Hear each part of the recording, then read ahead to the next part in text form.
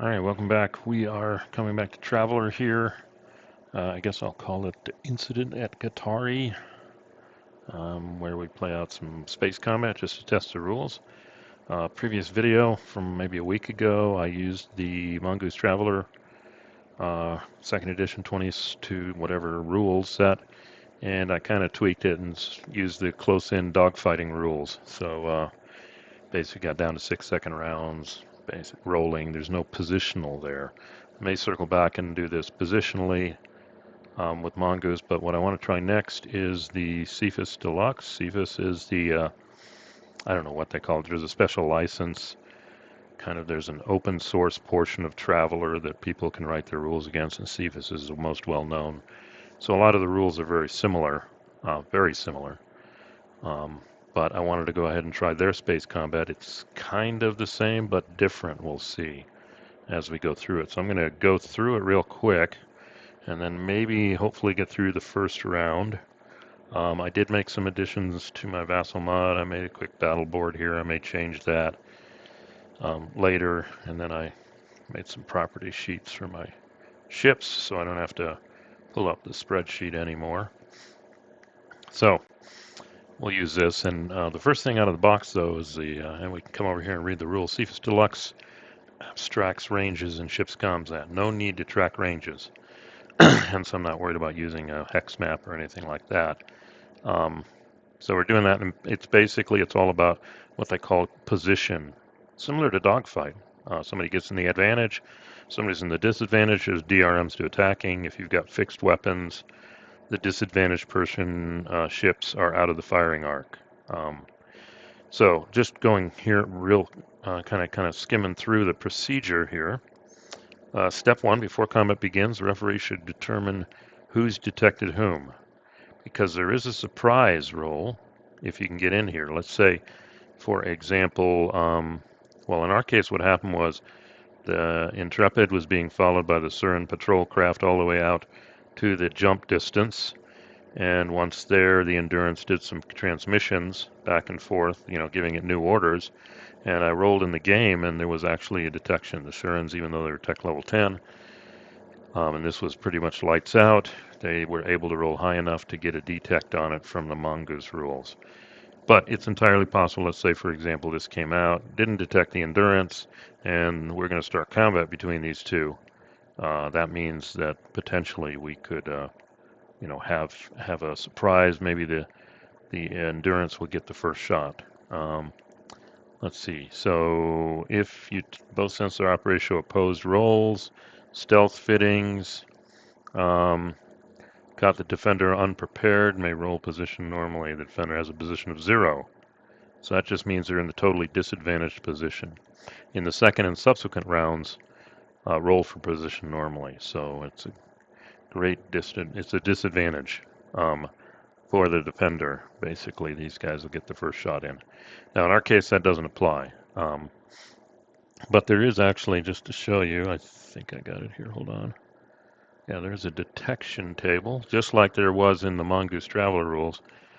They do give you a detection here, computer int 10 plus. I think I may even use this when I did the initial game. And the Surin ship rolled above 10 and detected it. And basically, I'm just, this isn't what happened in the command. In the campaign I did, if you go back a little while, the Surins were like, okay, both of you, get the heck out of Dodge. And that was it. But I said, wait, this is an opportunity. Let's run some dry run combat here. So the next step, I'm going to assume nobody has surprise, and I'm probably going to include the Intrepid. So the Surin is going to take on both of these. So you roll for position, kind of like that dogfighting roll we did with the Mongoose Traveler. There's modifiers, 1D plus piloting skill plus dexterity modifier, and their ship's current maneuver drive thrust number. Now I would probably oh yeah, piloting skill, there it is. I don't think I have any Dex DMs. Now, for all the rolls for the CERN, I'm just going to assume flat, no DMs, because I'm not going to man out their crew and try and flush that out. I'll just assume they're pretty standard here. And then you roll it against it. Sometimes the referee can change that. And the result is called the position number. can only attack those targets in equal or lower position to themselves without restrictions. Okay, ship with a better position gets to choose if they shoot first or the enemy shoots first. A ship with lower position gets a DM -3 to attack anyone with a higher position. Okay, but there are some actions we're going to see that's going to be different too. So there is a little more dynamic to this as opposed to, I think we just had a straight DM +2. And it does break it down here in this chart. If you've got main guns or fixed mounts and you're in the inferior position, you can't attack. You're not pointed at the target, but everybody here's got turrets, so you can attack, but you go to DM -3 if you're in the inferior position. There is an attack vector action where your pilot, if he's good enough, can at least kind of bring the main guns or fixed guns to bear, but you still got the DM -3. If we got a tie, then it's DM -2. If you're 1 or 2 positions higher than the target, actually you get a DM -1.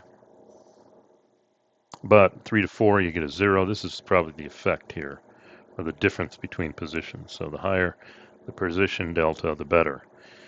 Now, you don't include your position from the previous turn. That's what pretty much locked it up with the Mongoose rules. You added as a DRM your position advantage from the previous turn with the dogfight rules. This is when you don't. So there is an extra roll here. And if we have multiple ships, every ship rolls, and you just compare them.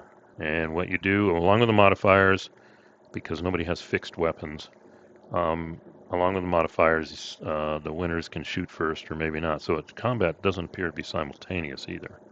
So if I can get the first shot in, that's great.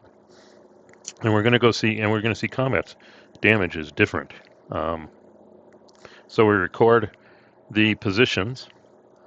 The ship with a higher on the position ladder have better position. The ship below them. Yeah, we talked about that. So then we go and we do actions for all the ships. And you could have these potential positions. You could have a captain, a pilot, sensor, gunner, engineer. And all of them have actions. Okay, the Surans are going to have positions, all of these manned. The Intrepid probably won't fill the captain. Captain Burnett's probably going to do the pilot. You can't do 2. You got to pick 1. So she's probably going to pick pilot. Although lead crew, but then there's a DM. I think she'll be pilot. The gunner will be Bob. The engineer is Sonny. And the sensor operator will be Mary. And we'll see if they have DRMs from their skills. The Surans are fully manned out, so they can do them all. Captains can lead the crew, which is basically get a pool of DRMs equal to the effect, and they can share it out. Or they can try a tactics to overall outmaneuver. Again, the Suran captain may be able to do this. But pilot actions, docking, well, we're not going to do that. Here's a big one, attack vector. Piloting Dex 8+, apply the effect to a single weapon's attack throws. And this is also the way you can bring fixed weapons to bear if you're disadvantaged. So that's something the pilot would consider. Docking, friendly ship, you're not necessarily going to do that in this battle. Disengage, you can actually try and roll for a disengage. It's an opposed throw against your other ship, against the enemy here. Or they've even got things for plotting a jump, which takes a little while, 6 space for combat rounds. Or you can do an emergency jump, but then risk jumping into who knows what. So you can do that, and then there's rules you jump to the jump rules for that. The sensor operator can try and spoof missiles, kind of like ECM. Computer int 8+. Actually, the good news is I think Mary has a computer skill of 1. Jam sensors, and this applies a negative DM to that ship if it's firing at you. We can scan to detect vessels and other objects. Okay, we're going to say everybody's detected. That won't necessarily apply. Target specific systems. It's pretty good. Computer EDU 10+, though. But maybe. That means when you attack, we'll see that'll maybe specific systems you want. And then a sensor lock. All attacks against the locked ship gain a DM +1. And then brake sensor lock. Okay, so you got some tricks up here. The gunner, can fire basically a beam weapon, standard gunnery dex 8+. Launch missiles, throw gunnery int 8+ before launch to lock the missiles on the target. Failure to lock means you got to wait, but if you got that sensor lock, you don't have to roll this. And then apparently these missiles are going to be out for 2 turns, the way it is. Missiles are launched on 1 turn and reach their target on the 2nd turn. And on the round the missiles reach their target, throw a 4+ to hit the target, unmodified by any skill. Evasive maneuvers can try and stop that. So to launch missiles in this one, first you got to get the lock, and then when they finally reach the target, they got to roll a 4+. Then you got point defense. If you've got an energy weapon, throw gunnery dex 10+ against it. And then if you get a sandcaster, you can launch sand. So the gunner can do any one of these. Got a triple turret, plasma gun. I think I'll leave that, which puts it potentially at a disadvantage we saw in the last game. Couldn't generate enough hits on the Surin before the missiles just blew it out of the sky. Got some other rules here. Engineer can either overcharge the weapons or redline the engines, increase thrust +1. And they don't talk about blowing things up, so I guess you're okay. Engineering EDU A+ to boost a single energy turret's hit rating by +1, all energy weapons in the said turret, or get a +1 on thrust. And this is for each round, so I guess you got to roll it each time. Then we talk about damage, and they've made the armor. Notice we're not even going to talk about hit points, like we did with Mongoose. Basically, you just get hits, and they tell you where the hit occurs. And over time, it causes problems. Let's see. Yeah, you line up the what kind of weapon it is, and our turret weapons are probably going to be light weapons. We'll look at that in a second. And if you're firing against a light weapon, a light armored ship, so we're not going to get into armor numbers and all that stuff. You either have no armor, light armor, heavy armor, or massive. So like if I'm in my little scout ship shooting and I've got a heavy armor or massive armor target, probably not going to do much, depending on my weapon. So then you go to the surface. So if I get a hit, you go to the surface hits table and it tells you 2 to 6 it bounces off, 7 to 8 you get a breach, venting atmosphere. 9 or 10 you've hit a weapon. 11 you've hit electronics, and 12 you've hit done an internal hit, which then takes you down to here.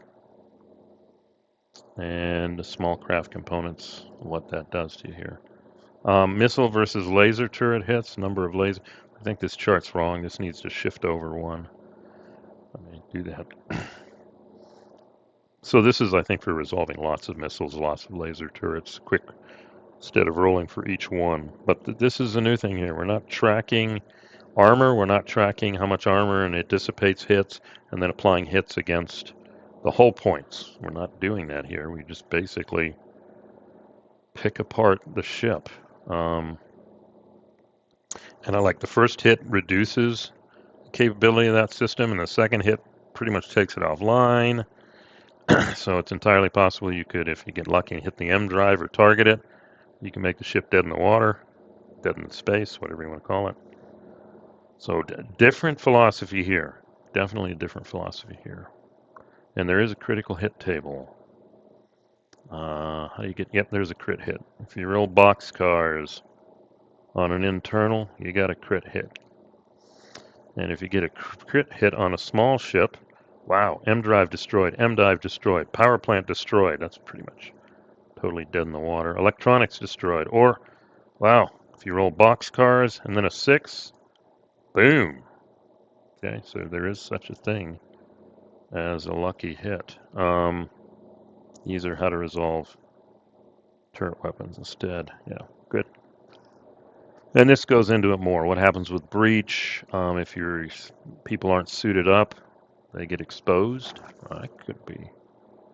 I don't know if they've had enough time to suit up. If you hit the bridge, first hit, crew suffers a crew hit. DM -2 on all future position rolls. And the second hit, bridge disabled. Captain, pilot, and sensor operator actions are impossible until the bridge is fixed, and then DM -2. That's pretty. Third hit, boom. Bridge crew members suffer 4D damage Unless they're in armor or cockpit, we don't have a cockpit. That's for like fighters. Crew hits. 1D crew members and passengers suffer 2D damage. Wow. Critical crew hit. All crew and passengers 4D damage. Wow. Electronics. DM -2 to all computer piloting gunnery. Second hit. Electronics are gone or disabled until repaired. Otherwise, they're just blown away. Subsequent hits no effect. Fuel. Well, we leak. Cargo hold, whatever the cargo. J drive, pretty much -2 on a jump. Then if it's hit a second time, it's disabled, and then it's irreparably destroyed. M drive, same thing. Power plant, half the ship's thrust and jump rating. Second hit, it's disabled. And then sensors. So definitely a different philosophy here for doing this. So, dang, I'm already at 15 minutes. Okay, so let's see.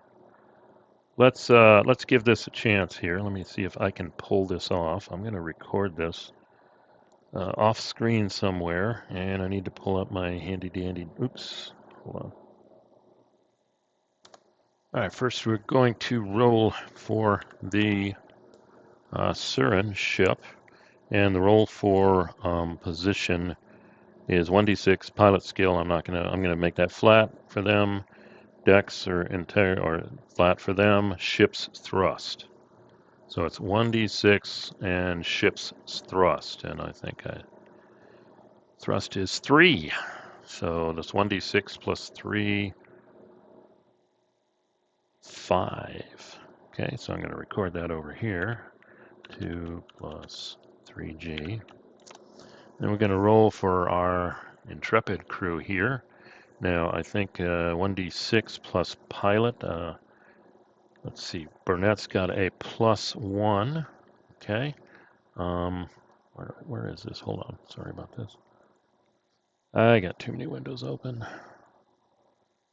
That's not what I want either.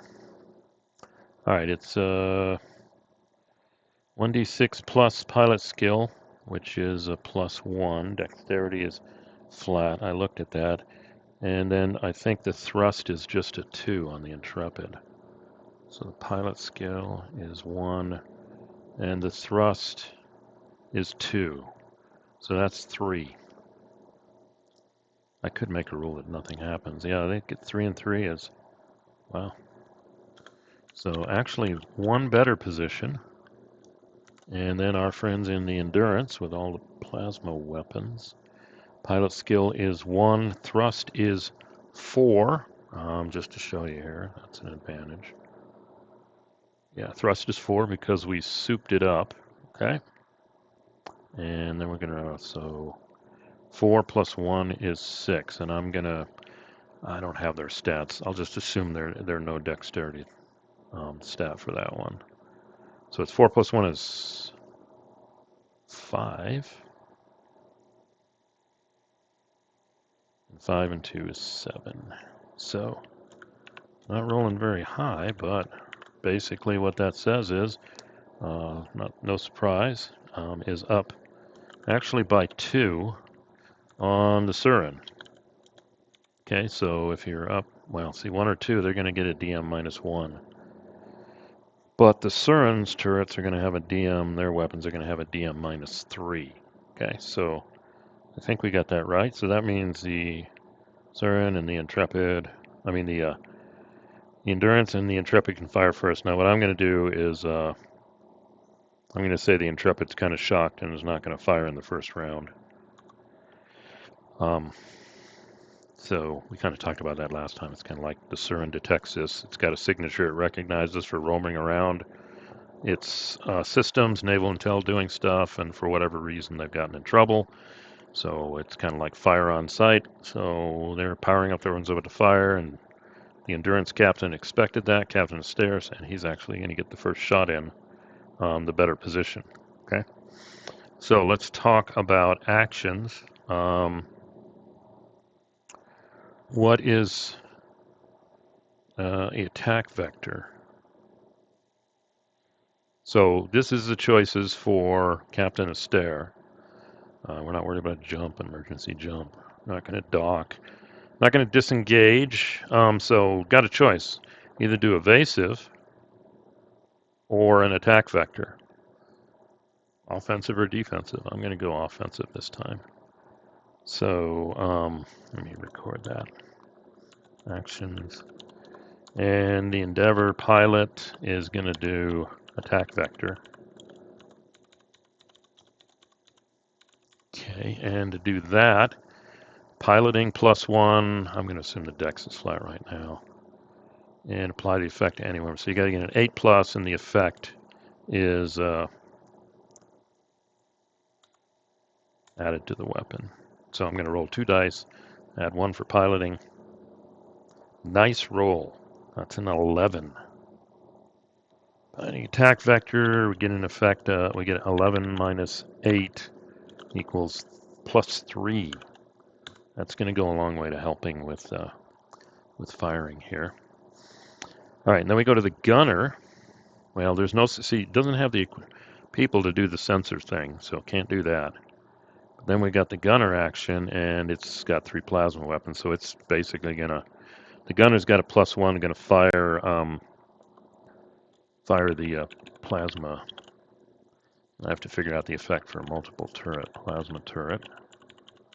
Okay, and let's see if I've got that handy. So to fire, you've got gunner E, dex 8+. So just going to give it a +1 on 2d6. So let's see if we get a hit here in their turret for bays and main guns. Okay, I think it's 3 and it counts here. We'll have to look at that in a second. Yeah, so we just want to figure out the number of hits. And my guess is with 3 weapons in the turret, you get 3 hits. Now they fire as 1, so if you flub it, you flub it. Let's see if he flubs it. He flubs it. Wow, that's kind of embarrassing. He's got a 5. Wait, +1. Wait, let me do this right here. +3. Wait a minute. Thanks to that attack vector, 1 or 2, DM -1. So that's enough. 5 + 1 is 6, +3 is 9, -1 is 8. All right, that duo there did succeed in getting a hit with a plasma weapon, so now we've got to figure out, we've got to roll for the damage. Okay, I hope I'm doing this right here. First off, we got light arm, we got a light weapon, that's a turret weapon, versus basically it's this ship isn't very big, it's light armor, so all the hits are going to be surface hits. And then when we come down to a plasma beam, TL12, yeah, there we go, we got light. Each one is 3 hits. That's what that's telling me. So 3 times 3 is 9 surface hits we have to roll for. And if we come over to the surface hits table, it's 2D. So we're going to roll 2D 9 times. No, I'm not going to do it that way. Let's do it this way. We'll do 3 at a time. Okay, we'll just do these 2, these 2, and these 2. Maybe I can play with this. Nope, that's a small. So we'll just do these 2, and these 2. And this is the first group of 3. All right, we got a 5, no damage. We've got a 9. Oh, yeah, weapons hit. I'm just going to record that over here. We got 1 weapons hit. And then we got a 7, a breach. Okay, I'm going to assume they're all in their suits. We'll look at that. So, that's pretty wild. Then we'll roll again for the next set of 3. And we got a 9. That's 2 weapons hit. Okay, I have a feeling that first shot's going to take it out of action if I'm doing this right. 8, another breach. Not worried about that, but we got 2 breach hits. We'll see what it says about that. And then we got a 5, which is bounce off. Last one. 3, that's a bounce. 6, that's a bounce. 8, that's another breach. So we're putting holes in it. Kind of reminds me of The Expanse. You remember when they get fired at, all these holes start appearing in the ship. So we got 2 weapon hits and 3 breach hits. So let's kind of look at the damage rules here and see what kind of damage we did. Yep, I got an example here. That's pretty cool too. Starship damage. Breach. Boom. Okay, we'll just assume whatever. Everybody, when you're flying in space, you can just pop your visor down and you're okay. We'll even assume that for the intrepid people too. So that doesn't really do anything. They can handle the breaches, but we've got weapons hits. It's interesting. There's all weapon. Each hit disables one weapon in a given location. Okay, and we've got actually a weapon location die roll. But this thing has a fixed mount, and here it is, weapon hit table. If there are no bays or main guns, disable turret weapons instead. Mobile weapons on the same weapon, not just turret, destroy the weapon. Additional hits on a destroyed weapon are transferred to other randomly determined weapon systems. You know, honestly, I think this thing may have disabled it. I wonder if that just takes out one gun. I'll look at that. But we got 2 hits, and I'm going to roll 2D. This is quite a different result here. Boom. First one is a bay hit, and I think that's what it has. It has a laser barbette, and the second hit is a 9, is a turret hit. So, with a turret hit, that weapon is disabled. So guess what? Wow, that was fast. Those 2 weapon hits, this thing's got 2 weapons on it. The question is, were they on the same or were they on different weapon hits? Let's do it this way, okay? It's got a laser barbette and missiles, and we got 2 weapons hits. So what we'll say is odd is the laser barbette and even is the missiles. Bummer. Got an odd and an even. So this first shot from the Endurance disabled, and it had position. So it pretty much disabled both of the Surin's weapons. So we have to look at, that's bad news. Good shot. Control fail after that system. Throwing engineering EDU 8+ to fully repair damage takes one spare parts. Multiple engineers may work on repairs time provided. Wow. What this basically means is the Surin's weapons were both disabled in the first round. If I'm doing that right. Well, I'm already at 30 minutes. I was going to say, how am I going to do the Surin's fire? But the Surin's not going to fire back because our hotshots in the Endurance here were able to disable both these weapons. So what the Surin will do this turn is probably try and repair them. And I'm going to look at the action rules too. I mean, when we didn't get to their turn, so they couldn't do evasive action, but maybe they could have beforehand. But we did see a walkthrough here. I'm going to clarify the rules before the next recording, before we play this out. But with both weapons disabled, it's probably these guys are going to try and run. Anyway, that gives you an idea. Totally different result than we saw in the previous one using the other rules. It was more that those rules were, unless you kind of got crits, which were kind of hard to get, that was pretty much over. But it is entirely possible with Cepheus here to get lucky hits. And I'm going to go back and make sure I did it right. But at this point, the first round is done, and basically all the Surin can do is repair and or run away because the first shot from the Endurance took out both weapon systems. All right, that's good enough for now. If you like this, please click like. Comments are appreciated. If you're familiar with these rules and I did them wrong, please let me know. Otherwise, if you haven't subscribed, please click subscribe. But otherwise, after I do some rules review, we'll see you at the next recording and see if this battle was over before it started.